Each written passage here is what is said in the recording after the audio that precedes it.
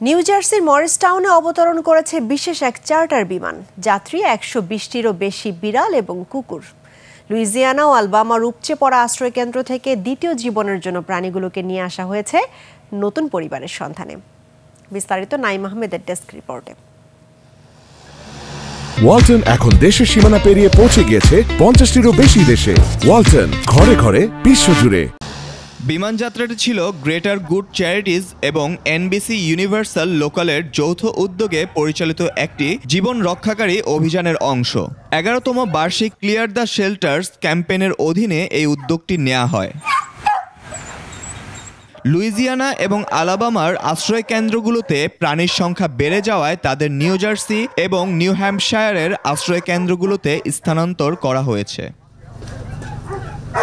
So the shelter pets today are coming from 9 overpopulated shelters across Alabama and Louisiana. তারা এমন আশ্রয় কেন্দ্র থেকে আসছে যা প্রতিদিন অতিরিক্ত প্রাণীর চাপে জর্জরিত। ক্লিয়ার দ্য শেল্টার ক্যাম্পেইনের অংশ হিসেবে এই বিমানটি তাদের একটি নতুন পরিবার, নতুন জীবনের সুযোগ করে দেবে। So that not one community is taking on all of the pets.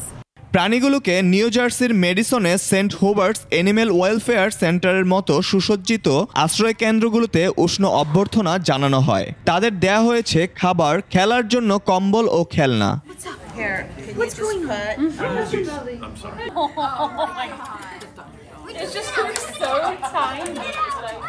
Shelter animals কাউন্টের তথ্য বলছে ২০২৫ সালের প্রথম ৬ মাসে প্রায় ২৮ লাখ কুকুর ও বিড়াল যুক্তরাষ্ট্রের বিভিন্ন আশ্রয় কেন্দ্রে এসেছে।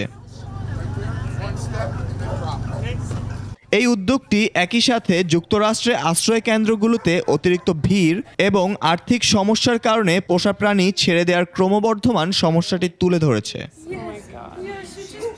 Naim Ahmed, desk report, ২১ television.